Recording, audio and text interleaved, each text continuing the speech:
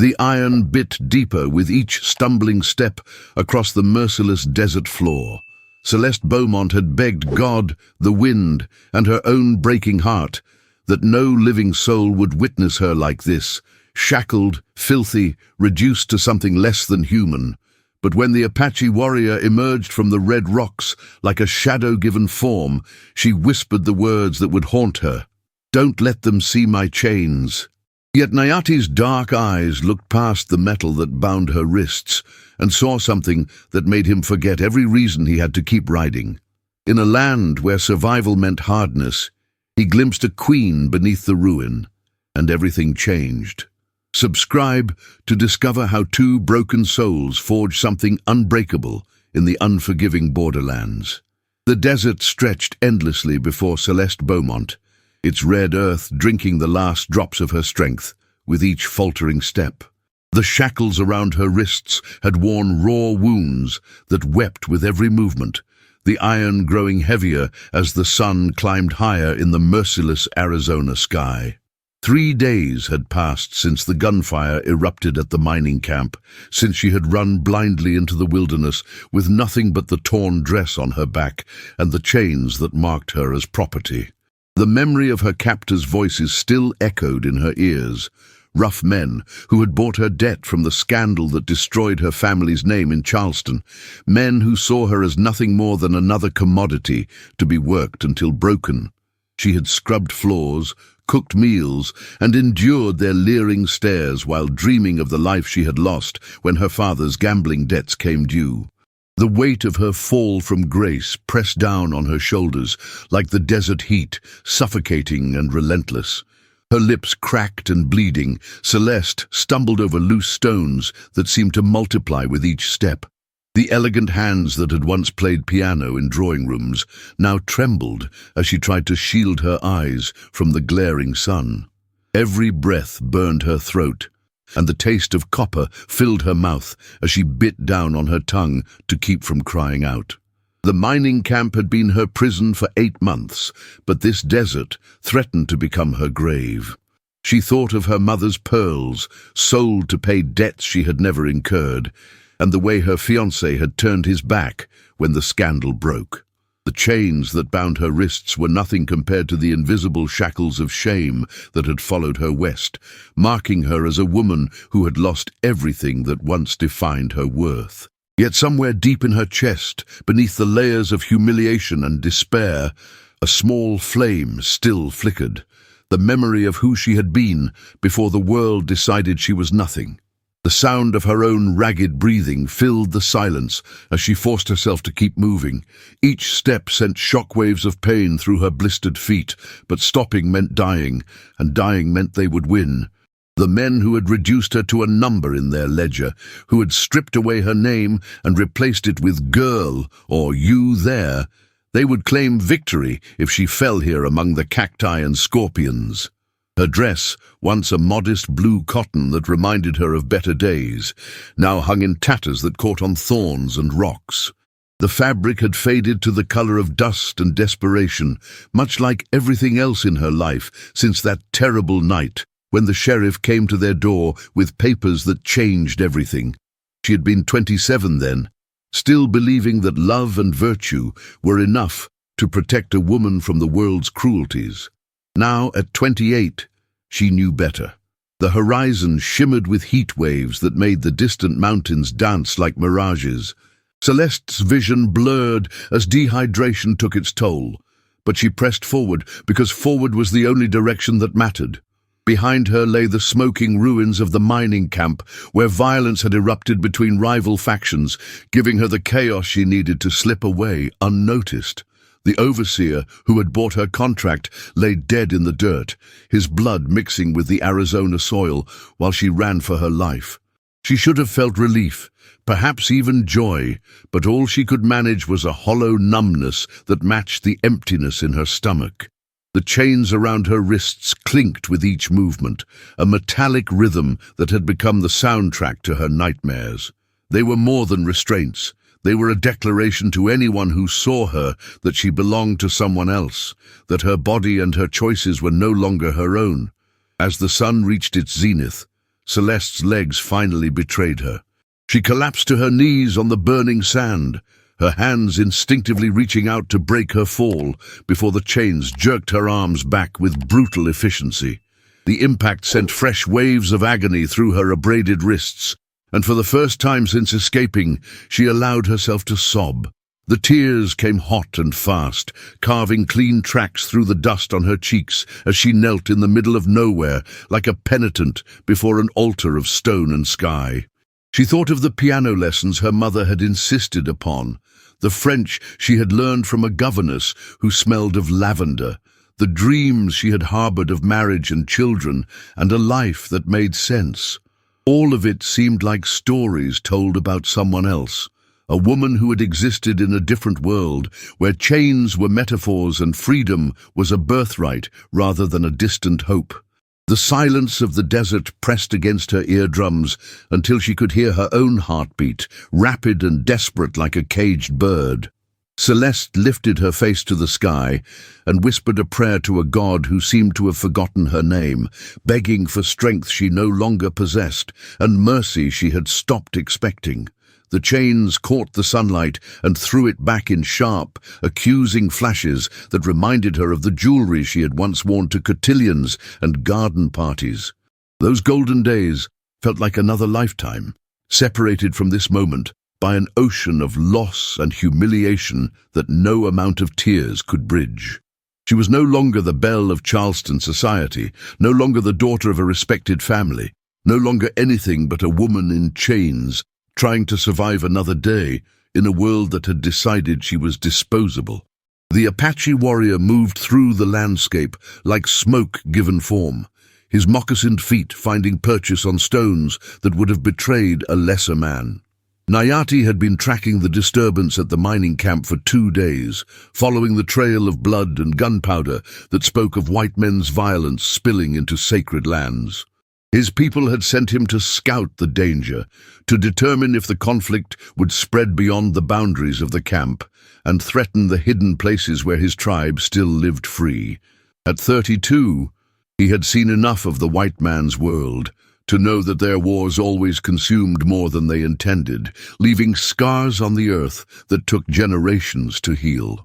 The desert wind carried stories to those who knew how to listen, and today it whispered of something unexpected, a presence that didn't belong to the usual cast of miners, soldiers, and fortune-seekers who invaded these borderlands.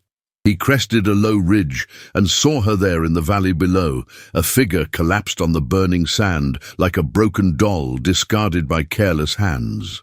Even from a distance, Nayati could see the chains that bound her wrists, the metal catching the harsh sunlight and throwing it back in desperate signals. His first instinct was to turn away. White women meant trouble, complications that his people could not afford in these dangerous times. But something in the way she knelt there, her shoulders shaking with silent sobs, made him pause. There was a quality to her stillness that spoke of dignity maintained despite circumstances that would have broken lesser spirits. The desert had a way of revealing truth, stripping away pretense until only the essential remained. And what Nayati saw in that distant figure was not the weakness he expected, but a strength that refused to surrender even in the face of absolute defeat. He descended the ridge with the fluid grace of a man who had learned to move as part of the landscape rather than against it. Each step was deliberate, calculated to make no sound that might startle her into flight or panic. As he drew closer, details emerged that painted a picture of suffering that went deeper than physical hardship. Her dress had once been fine, he could see that much, though now it hung in tatters that spoke of rough treatment and desperate flight. The chains around her wrists were not the crude iron used for common criminals, but something more refined, more personal, the kind of restraints that spoke of ownership rather than punishment. Nayati had seen such things before in the slave markets of the borderlands, where human beings were bought and sold like cattle or horses. The sight always filled him with a cold rage that burned hotter than the desert sun. When he was close enough to see the tears cutting tracks through the dust on her cheeks, Celeste looked up, and their eyes met across the space that separated two worlds. For a moment that stretched like eternity, neither moved nor spoke. Nayati found himself staring into eyes the color of storm clouds, grey and turbulent, with emotions he recognized despite the vast differences in their circumstances. He had expected to see fear, perhaps even hatred, the usual responses of white women to his presence. Instead, he saw something that made his chest tighten with unexpected recognition. The look of someone who had been reduced to nothing and was fighting to remember who they used to be. It was a look he had seen in the mirror of still water after his own family had been killed by soldiers, when he had wondered if survival was worth the cost of carrying such pain. "Don't let them see my chains," Celeste whispered, her voice barely audible above the desert wind. The words came out cracked and desperate, a plea that seemed to encompass more than just the metal around her wrists. She was asking him not to see her as she appeared in this moment, broken, bound, reduced to something less than human by circumstances beyond her control. But as Nayati looked at her, really looked, he saw past the chains to something that made his breath catch in his throat. Beneath the dirt and desperation, beneath the marks of suffering and the weight of shame, he glimpsed something that reminded him of the sacred fires his grandmother had tended, a light that refused to be extinguished no matter how fierce the winds that tried to blow it out. This was not just a woman in chains. This was someone who had been a queen in her own realm before the world decided to strip her of everything that mattered. The recognition passed between them like lightning, sudden and illuminating. Nayati saw in her eyes the same fierce pride that had driven his own people to choose death over surrender, the same unbreakable core that had sustained him through losses that should have destroyed him completely. She was not begging for rescue. She was asking for the dignity of being seen as more than her circumstances, more than the chains that bound her body but could not touch whatever essential fire burned in her soul. In that moment, surrounded by the vast indifference of the desert, two people who had every reason to be enemies found themselves connected by something deeper than the divisions that separated their worlds. The Apache warrior and the fallen Southern belle looked at each other and saw not strangers, but kindred spirits who had both learned that survival sometimes meant carrying unbearable weight while refusing to let it crush the parts of themselves that mattered most. The fire crackled between them like a living thing, casting shadows that danced across Celeste's face and made the iron around her wrists gleam like captured starlight. Nayati had not spoken for nearly an hour, but his presence filled the silence in ways that words never could. She watched him work, methodical, patient, as he examined the locks that bound her, his calloused fingers tracing the metal with the same reverence another man might show a sacred text. There was something in his touch that spoke of understanding, of a man who had known his own forms of captivity, and Celeste found herself holding her breath as if any sound might shatter this fragile moment of grace. The desert wind carried the scent of sage and distant rain, promising relief that might never come, and Celeste closed her eyes against the sting of tears she refused to shed. She had cried enough in the darkness of that wagon, had wept until her throat was raw, and her spirit felt as empty as the abandoned mines that dotted these hills like open wounds in the earth. But here, with this stranger who looked at her chains and saw past them to something she had almost forgotten existed, she felt the first stirring of something that might have been hope. It was a dangerous feeling, hope.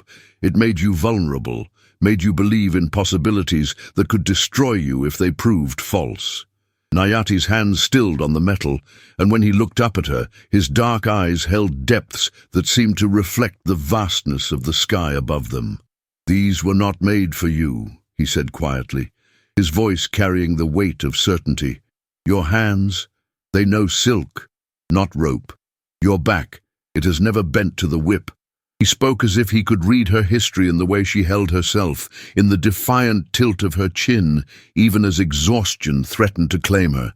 There was no pity in his observation, only a recognition that cut through her carefully constructed walls like a blade through paper. The truth of his words hit her like a physical blow, and Celeste felt something crack open inside her chest, not breaking, but opening like a flower that had been closed too long against the harsh light of day. She wanted to tell him about the plantation house with its white columns and Spanish moss, about the servants who had called her Miss Celeste, and the way her father's laughter had once filled rooms like music. She wanted to explain how quickly a world could crumble, how scandal could strip away everything you thought was permanent and leave you with nothing but the clothes on your back and the bitter taste of betrayal in your mouth. But the words stuck in her throat like thorns, too painful to speak and too precious to waste on explanations that would change nothing. Instead, she watched as Nayati reached into a leather pouch at his belt and withdrew a small metal tool. Its surface worn smooth by countless uses, his movements were deliberate, almost ceremonial, as if the act of freeing her was something sacred rather than simply practical. The first lock gave way, with a soft click that seemed to echo across the desert like a gunshot, and Celeste gasped as the weight fell away from her left wrist, leaving behind angry red marks that told their own story of suffering. The relief was so immediate, so overwhelming, that she nearly sobbed with the simple joy of being able to move her arm freely, to feel blood flowing back into fingers that had been numb for days. The second shackle proved more stubborn, its mechanism corroded by dust and neglect, and Celeste found herself studying Nayati's face as he worked, memorizing the concentration that furrowed his brow and the way his long black hair fell forward to frame features that spoke of strength tempered by wisdom. There was something timeless about him, as if he belonged not just to this harsh landscape, but to the very essence of survival itself. And she wondered what stories his scars might tell if she had the courage to ask. When the final lock surrendered with a metallic sigh, Celeste felt as if she had been reborn, as if the woman who had worn those chains was someone else entirely, someone she could finally leave behind in the dust and ashes of her former life. Freedom felt strange against her skin, like wearing clothes that belonged to someone else, and Celeste rubbed her raw wrists with trembling fingers that seemed to have forgotten how to move without the weight of iron to guide them. The marks left by the shackles were more than just physical wounds. They were reminders of how quickly dignity could be stripped away, how easily a person could become property in the eyes of those who saw only what they wanted to take.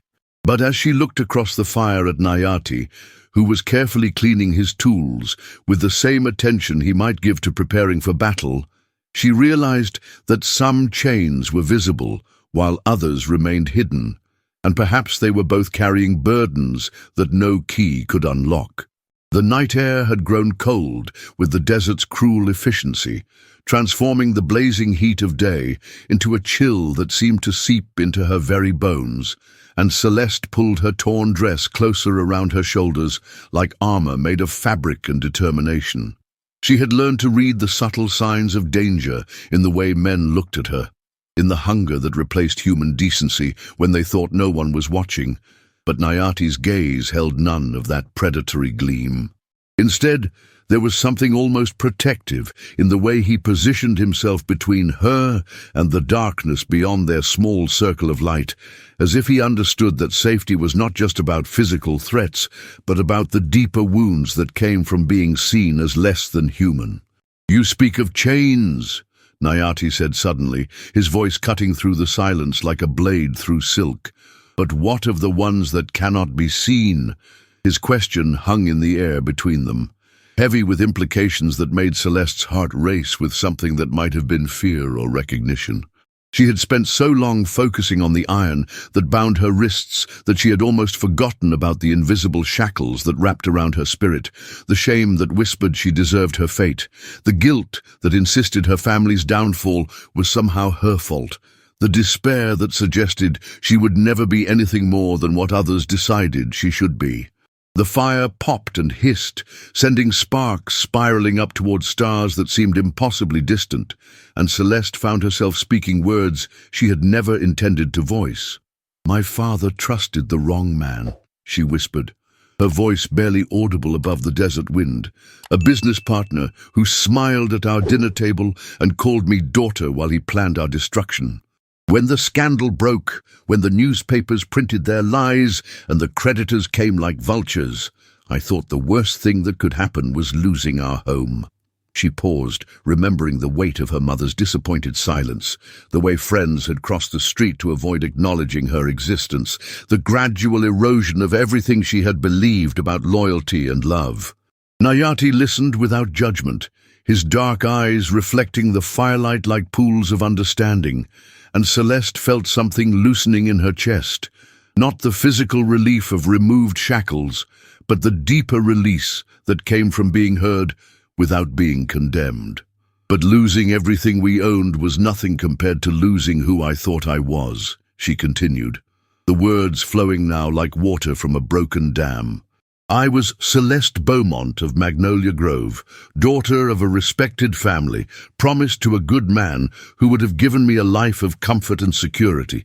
When that disappeared, when I became just another piece of property to be sold to pay debts, I realized I had never really known myself at all, only the reflection others showed me. The admission hung between them like a bridge neither had expected to cross, and when Nayati finally spoke, his words carried the weight of his own hard-won wisdom. "My people have a saying," he said, his voice low and measured. "The eagle does not become less because men clip its wings. It simply learns new ways to soar." He reached across the space between them, not to touch her, but to place his hand flat on the ground where her shadow fell, a gesture that somehow felt more intimate than any physical contact. "You are not what they tried to make you, any more than I am what the soldiers call me when they speak of savages and threats to their civilization." Dawn approached with the subtle persistence of hope itself, painting the eastern horizon in shades of rose and gold that seemed to promise redemption for all the darkness that had come before. Celeste had not slept, but neither had she felt the crushing weight of exhaustion that had plagued her for weeks. Instead, she felt suspended in a strange state of alertness, as if every nerve in her body was attuned to the presence of the man who sat across from her, keeping watch over her safety with the dedication of a guardian angel. The fire had burned low, reduced to glowing embers that pulsed like a heartbeat in the growing light, and she found herself memorizing the way the early morning illuminated Nayati's profile, etching his features into her memory like a photograph she might treasure in darker days to come. They had talked through the night, not constantly, but in the comfortable rhythm of two people who had discovered an unexpected kinship in the vast loneliness of the desert. He had told her about his childhood in the mountains, about learning to read the language of wind and stone from elders who carried the wisdom of generations in their weathered hands.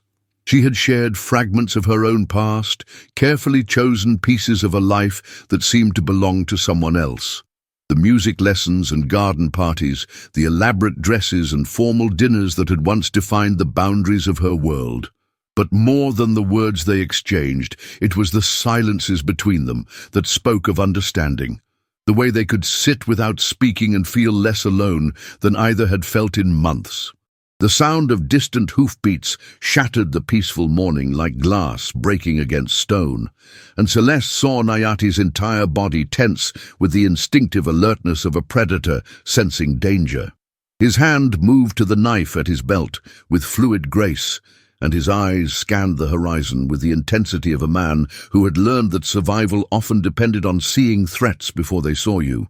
"Riders," he said quietly, his voice carrying none of the warmth it had held during their nighttime conversations. 3, maybe 4, coming from the east." The transformation in him was complete and immediate. The gentleman who had freed her from her chains had become something harder, more dangerous, a warrior prepared to defend what he had claimed as his responsibility. Celeste felt her heart begin to race with a fear that was both familiar and new. Familiar because she had learned to dread the approach of strangers. New because for the first time in months she had something to lose beyond her own life. The thought of being dragged back into captivity was unbearable, but the idea of bringing danger to Nayati, of seeing him hurt because he had chosen to help her, was somehow worse. "They're looking for me," she whispered, her voice tight with certainty. "The men who bought me, they won't just let me disappear. I'm worth too much money to them." The words tasted bitter in her mouth, the casual way she could speak of her own monetary value, a reminder of how thoroughly she had been reduced to commodity in the eyes of those who trafficked in human misery.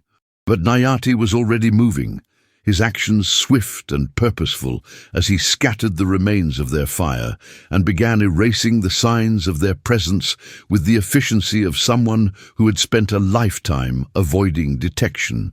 "Then we make sure they don't find what they're looking for," he said, his voice carrying a determination that made Celeste's chest tighten with emotions she couldn't name. He looked at her then, and in his dark eyes she saw not the resignation of a man accepting inevitable defeat, but the fierce protectiveness of someone who had decided that some things were worth fighting for.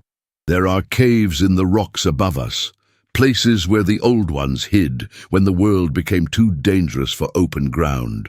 The hoofbeats were growing closer now, accompanied by the harsh voices of men who spoke of her as if she were livestock that had wandered from the herd. And Celeste felt the familiar paralysis of terror begin to creep up her spine like ice water. But then Nayati's hand touched her shoulder, the first time he had made physical contact since freeing her from the shackles, and the warmth of his palm seemed to burn away the fear, replacing it with something that felt almost like courage. "Trust me," he said simply. And in those two words, Celeste heard an invitation to step into a different kind of life, one where she might be valued for who she was rather than what she could provide. As they began to climb toward the hidden caves, leaving behind the ashes of their fire and the safety of level ground, Celeste realized she was not just running from her captors, she was running towards something she had never dared to imagine. A future where the chains that mattered most were the ones she chose to wear.